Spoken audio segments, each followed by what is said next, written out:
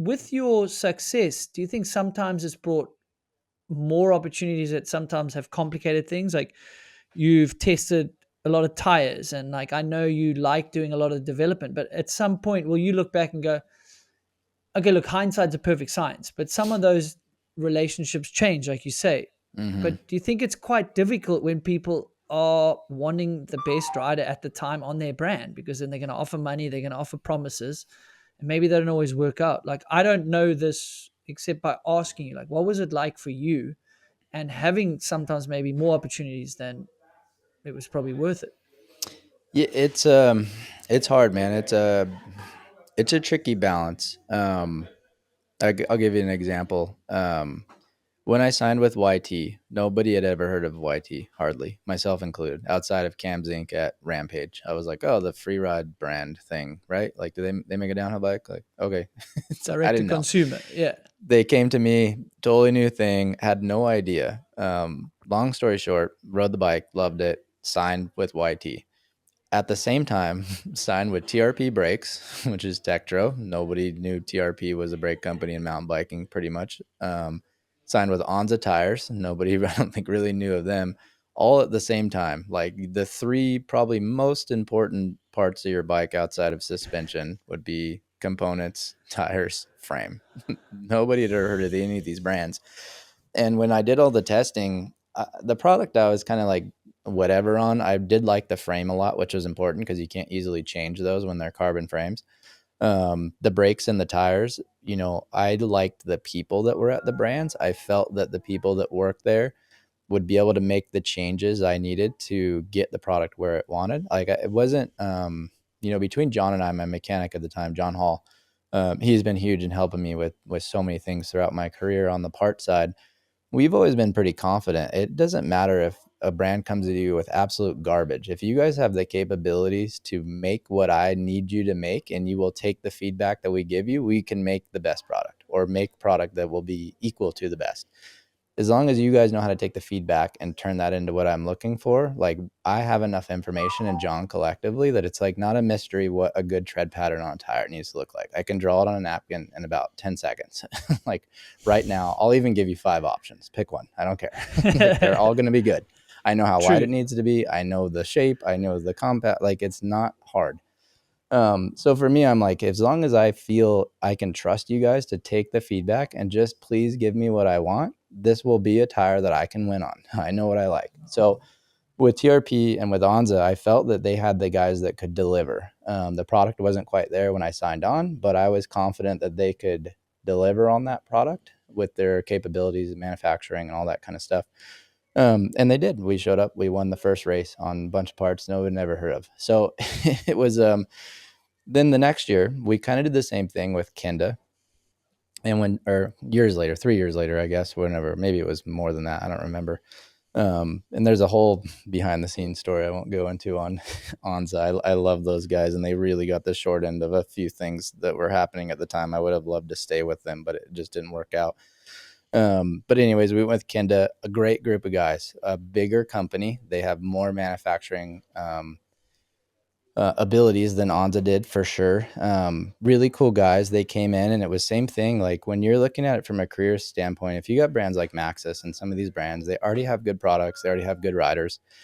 They'll pay a decent amount, but like they're already established. They don't need to put themselves on the map. So usually the paychecks kind of reflect that. Whereas if you get a brand that's like, hey, we're kind of like nobody, we're looking to be the brand now, and you're the guy we're going to pick to basically give us all that feedback and marketing and race wins and blah blah blah to be the brand, like that's worth a lot of money because you're trying to put your name on the map, so to speak. So in those positions, brands will come in and offer a lot of money, and it takes a lot of money because to me, there's a risk. It's like I can just go sign with this brand, and I know the tires are going to be pretty decent, or the brakes, or whatever. But for me, I'm also looking for an advantage. And at the time when I signed with Onza, for example, I was riding Maxxis DHR tires, and they're a great tire, but I knew for sure I could make a better tire, and I knew exactly what I wanted. So when Onza came to me, I'm like, hey, here's the tire. I literally drew it on a notepad on one of those hotel like bedside notepads or whatever. No I was way. at a hotel, drew it on there and sent him a photo. And I was like, this is what I want. I knew how to make the DHR2 a better tire, especially for a front tire. So I'm like, I'm going to give you guys the product that's going to be better than the best tire on the market. At least I was confident I would do that, and it would be a better tire for me. But like, no offense, but I just met you guys, and like, you're looking into their product history and you're looking in their manufacturing and you're talking to them about timelines. How long does it take if you got to make a change? What, all the details. And, I was confident they could do it, but it's like, but I'm taking a risk. And right now, you don't have that tire. So if you guys want me to put in all this effort and time to build your brand, basically market it and try to go win on this new product, like, you have to compensate me for it. Like, I'm not going to switch brands for the same amount of money and take all this risk. Cause if it doesn't work out, like, doesn't work out. So, to get back to your original question, it's a hard one because there's two sides. There's some things that I know for sure not having the right products cost me race wins and cost me championships and opportunities and even crashes in some spots where I'm like, I don't think I would have crashed if I would have had what I needed. Um, so on one hand, you're like, dang, like as the competitor, you're like, I'd really like to have those wins on the board. I don't have more wins than Greg right now. And I feel like I should. And it's like, but I don't. And did some of that maybe cost me? It's like, maybe.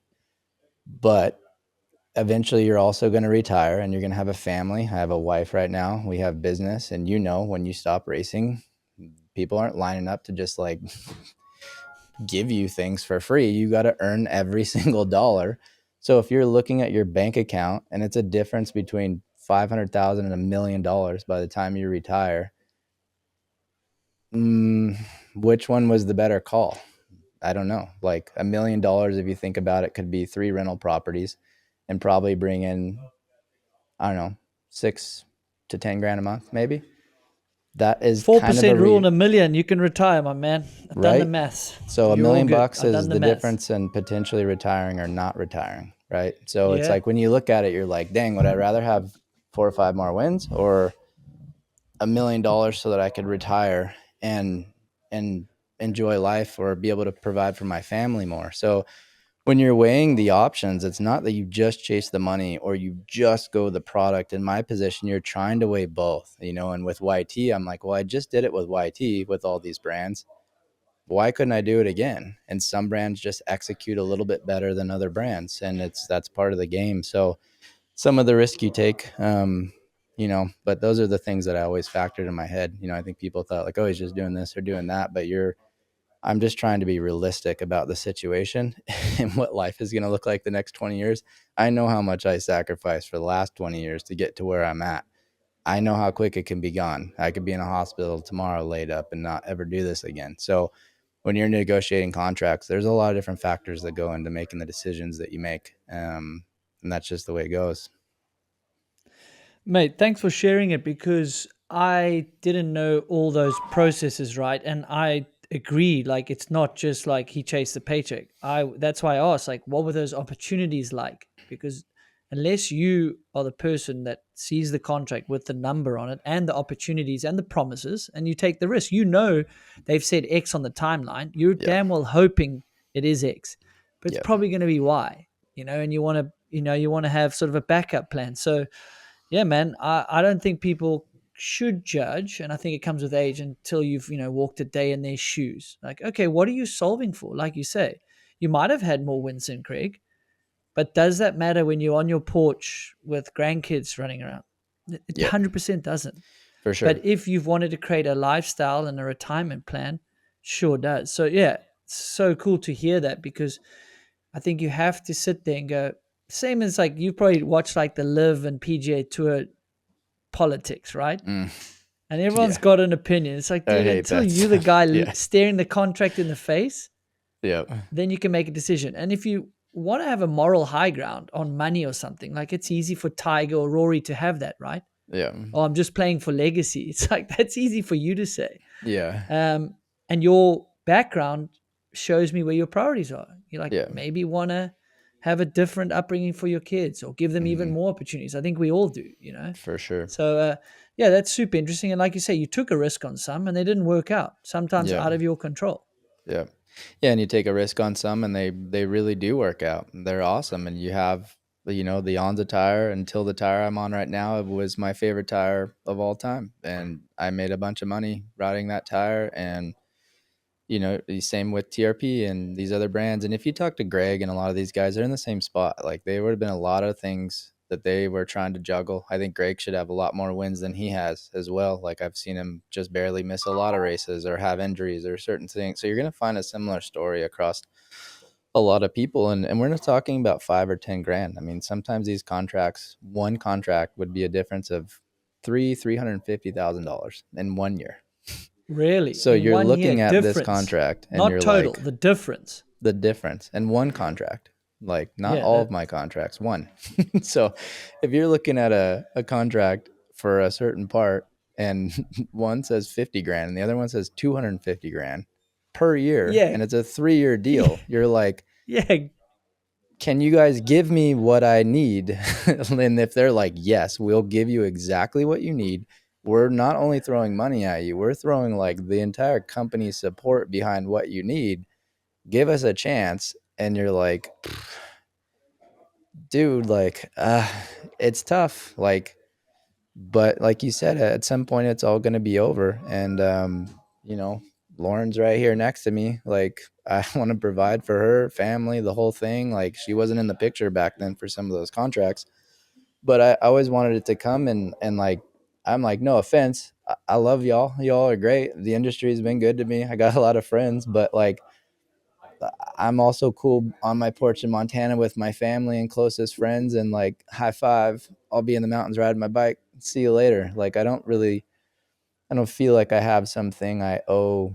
I think people can see the passion I have for the sport. It's not faked. We put a lot of work into this. So it's like, as much as I like, I hope people are like understanding of what I do. At the same time, like, I don't really care. Like, I just make the decisions I feel like are best for me and my life and family and all the factors involved, and you just got to be content with that and call it a day. So but it's not easy, man. It's hard. Like, I've had some brands, people, the guys at Onza, I'm still really tight with those guys. Love those guys. Same with E13. Joel at E13's been with me for, dude, I don't even know now, like almost my whole career probably.